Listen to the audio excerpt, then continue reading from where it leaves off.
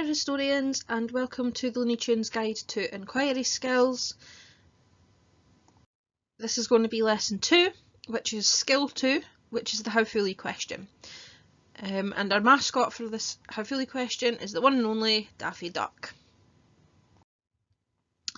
So, as we've already seen from the first skill that we looked at, which was the explain question, we have Enquiry skills in paper 2 of Higher History's exam, which is the Scottish topic that we are in the middle of doing at the moment. There are 4 paper 2 questions, so we've got the explain question with our Sylvester the cat mascot. Again, remember this is worth 8 marks and it is very similar to the explain question that you did at National 5. Roughly, it should take you about 20 minutes to answer an explain question because it is quite detailed and you do have to write quite a bit for that. The next one that we're looking at today is the how fully question with Daffy there. It's worth 10 marks, so a little bit more than what we're used to, so 4 marks higher than what you would have seen at National, but still very similar, just again looking for a wee bit more detail, and because of that we're roughly saying about 25 minutes is what you should take to answer that. The other 2 are the evaluate the usefulness question, which we'll come back to look at, and the how much question, which is a new one for this session, but again we'll come back to look at those in a little bit more detail later on.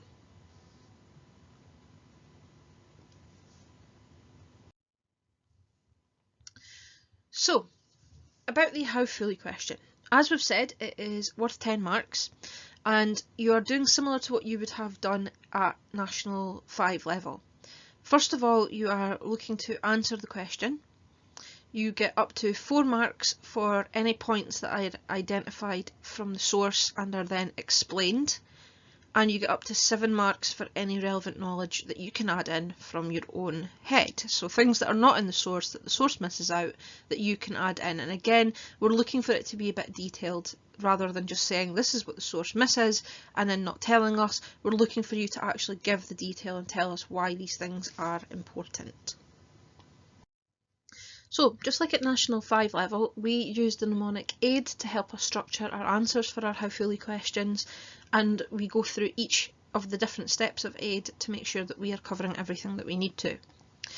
So obviously aid starts with answer, so we're looking to answer the question, and normally this will always be with a quite fully statement, but we'll also make the point that it is missing out some key facts. So we'll say something like the source quite fully answers or talks about or shows information about whatever the question is, however some key facts are missing, something like that. Full stops are your friends with these questions, so if at the end of answer we put a full stop and then we take a new point. Remember, we don't want it to necessarily all just be one big huge paragraph like squashed into one bit, so we want to try and make sure we give a separate sentence for each mark that we're trying to get, but we also don't want it to be bullet pointed, so no bullet points, just really clear separate sentences for each mark that we are going for. The I for aid is obviously includes, so we're looking for any 4 things, so up to 4 things that is actually in the source, so quotes from the source, and this year that is slightly different than what we would have done maybe last year or that you have seen in 3rd year. We are looking to explain the quotes and show how they're relevant. So you put the quote, give us how this shows, and then give us a little bit more information to explain why you've picked that particular quote. Then our D for aid is doesn't include, so what is the source missing? So you can give us any 7 things that the source isn't saying that you know that could provide extra information, extra detail, or any examples to make up your full aid.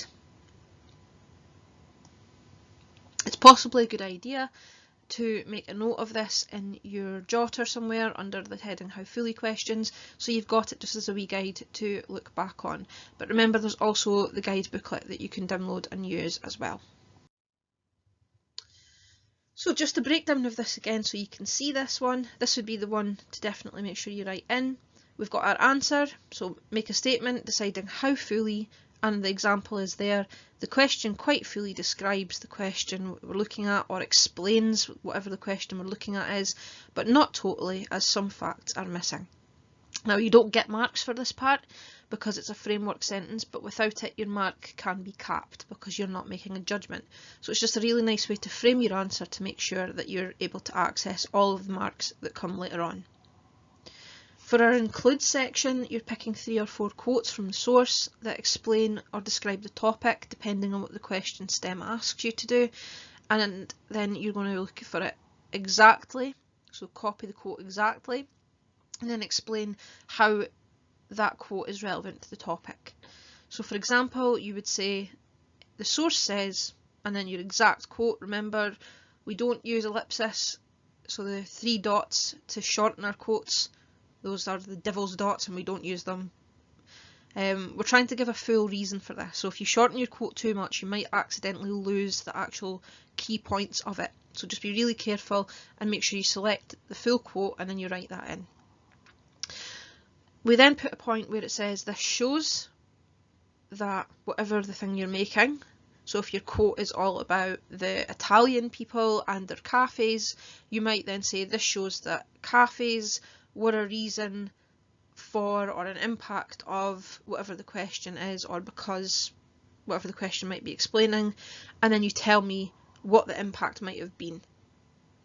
So if it's maybe a question about the impact on the empire, we would say this was our quote, the source says quote, which had an impact on the empire by, and then I talk about something, or which convinced Scots to migrate because, and then I talk about whatever my explanation is going to be.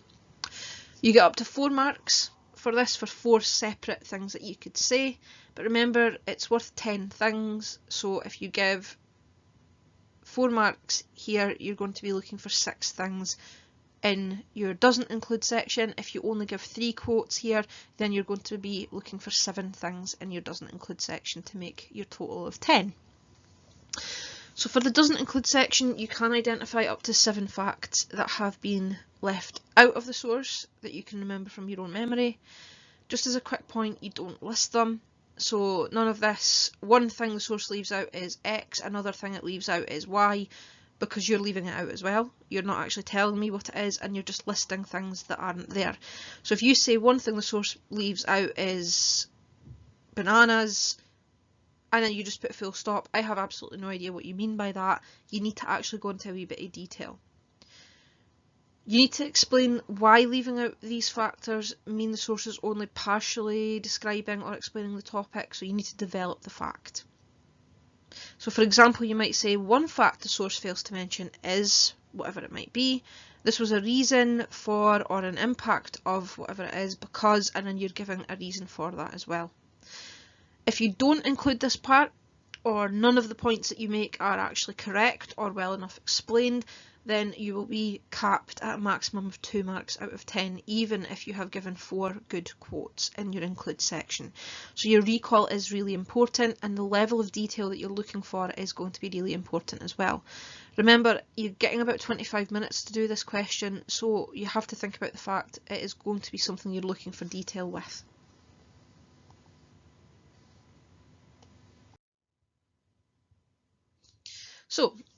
So you can see an example question. Here's one from the great Tom Devine, fabulous historian on this topic. You should go and look him up if you haven't already seen some of his work. And in 2012, in the books To the Ends of the Earth, Scotland's Global Diaspora, he has written this quote. And he says in it, "On the eve of the Great War, Scotland was at the pinnacle of global prominence.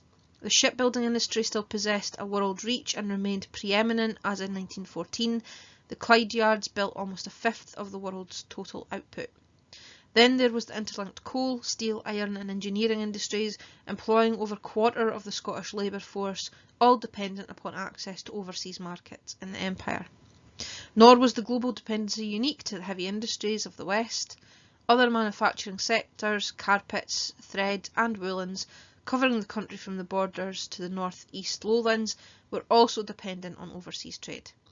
The role of the Scots was a key junior partners in Empire was maintained after 1918, with the careers of numerous professional and middle-class Scots continuing to be pursued within the Empire."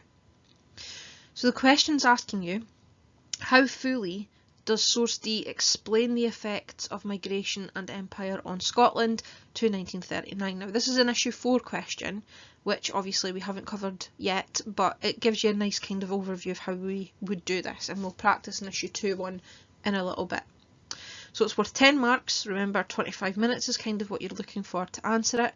So we'll kind of have a look and see how this answer goes. And if you want to write this down as a model answer in your jotter or your note, I would really strongly recommend that you do this. Or you can print it out and stick it down as a model as well. So, having a look at this model answer broken down, we'll start with A for answer. So we say here, our answer statement, remember we don't get a mark from this, but it's a framework that kind of opens up the answer to allow us to get the rest of the marks. So we say here the source quite fully explains the effects of migration and empire on Scotland to 1939, so we're just using the wording from the question, but not totally, as some facts are missing. So this tells our examiner that we've made a judgment that it quite fully explains something, so we do have some good things from the source that we're going to talk about in a second, but there are things that we know that are missing from our own knowledge that we're going to then add in to make this a more rounded answer. So we've done our A for our answer, we're now into our I for the include. So an example here we have is that one thing the source says is, and then we've got our quote, the shipbuilding industry still possessed a world reach and remained preeminent, as in 1914 the Clyde yards built almost a fifth of the world's total output, and then we close our quote. We now then have to explain the quote, remember this year, so it says this shows that the development of the Clyde was one of the main effects of empire on Scotland, so that's what our question is, because the empire needed ships for transport of people and produce to and from other empire countries. For example, Fairfields of Glasgow became world leaders in shipping production until 1914. So if I kind of just highlight the areas here that we're looking at, this bit that we're doing in yellow, or trying to do in yellow because it was a bit skew if, is our quote. So we've got our quote here. We are then giving our explanation in green, so this shows that the development of the Clyde, and then we're talking about that here. We're using wordings from the question, and highlighting is not particularly good, but never mind. And this could be enough, but to make this answer even better, we're then adding in an example of what we're actually talking about here as well. And again, your highlighting will be much better than mine's on this. So this gives us our full first quote and explanation. We've given our quote, we've given what it shows, and we've added an example if we could to that. And that's a nicely full, rounded, explained point that we are using. Then we do it again. A second thing the source says is the interlinked coal, steel, iron and engineering industries employing over a quarter of the Scottish labour force, all dependent on access to overseas markets in the empire. So again, in yellow here we've got our quotation that we're using, and it's really clear that this is our quotation, it's not shortened and it's got proper quotation marks around it.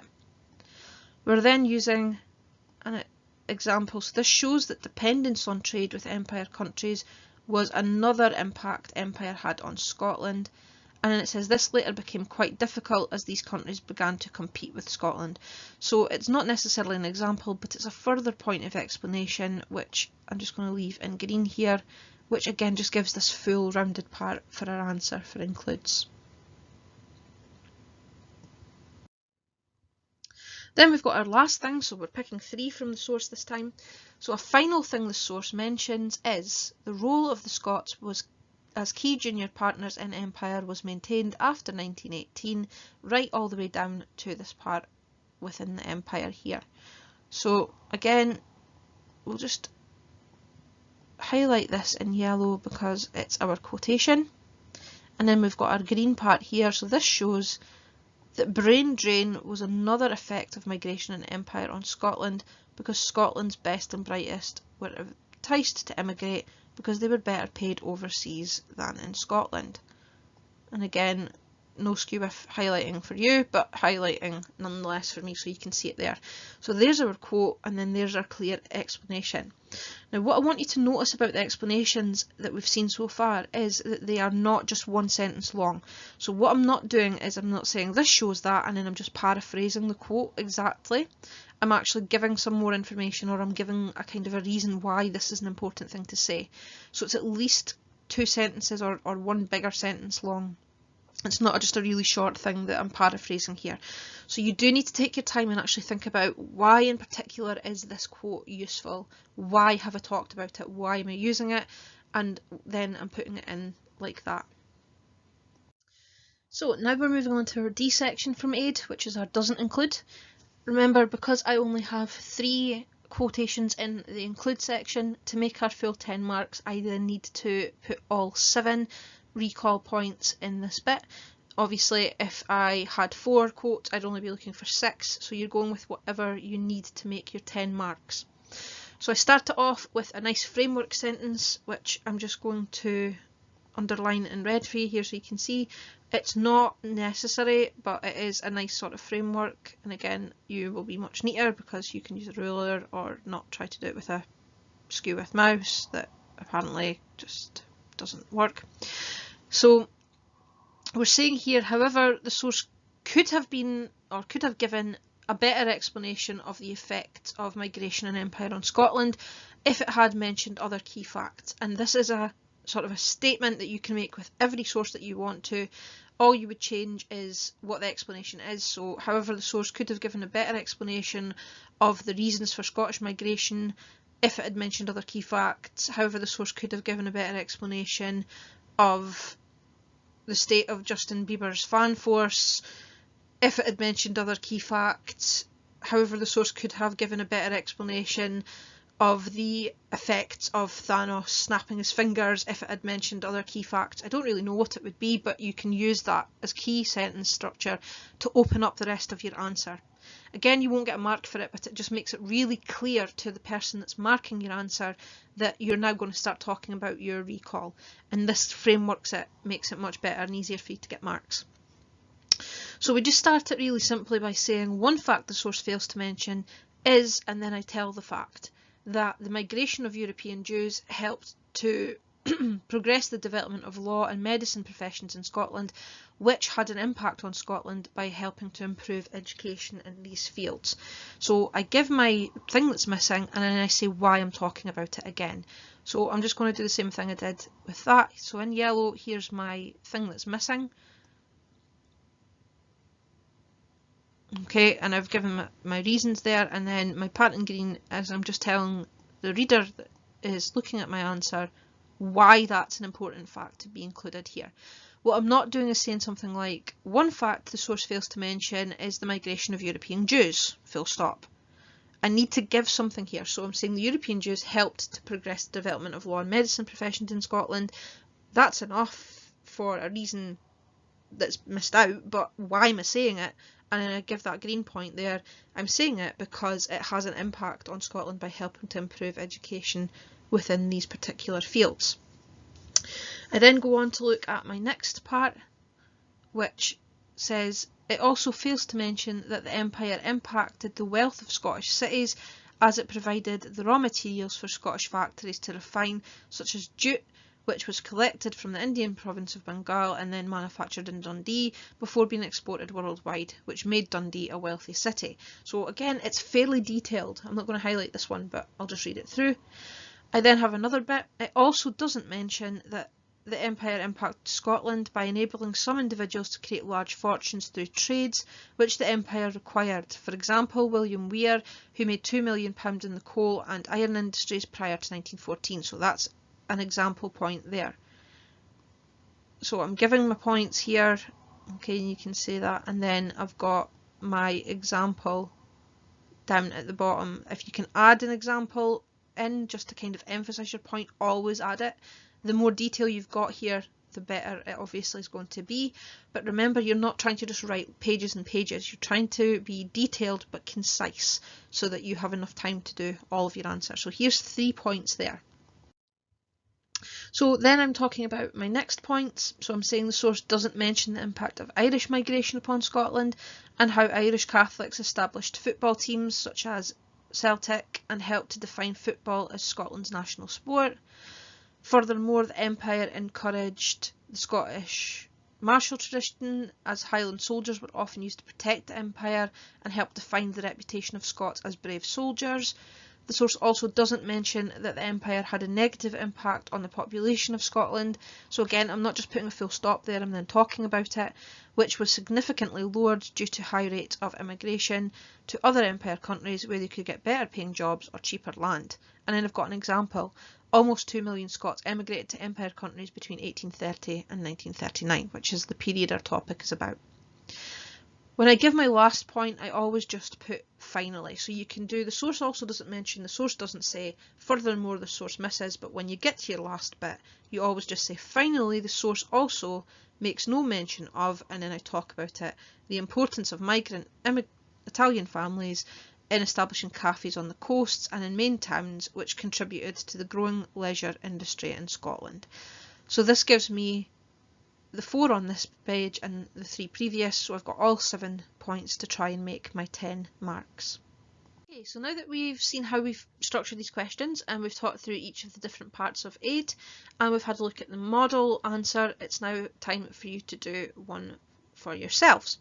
Please go back and make a copy or print out the model answer and put them into your notes, because it is really useful to have the model that you can go back and look at, and you can try putting this one together using that or the guidebook to help you a little bit. So this one's a How Fully question from issue 2, which we've just finished, and it is asking you about the explanation with the experience of immigrants in Scotland. So you read the source. Remember, it's worth 10 marks, so 3 or 4 points from the source, and then 6 or 7 points from recall to make your total of 10 marks, and upload these as the assignment for this week. If you've got any questions or you're stuck or you're not sure, feel free just to ask or tag a teacher in one of the teams or email, and we will help you out.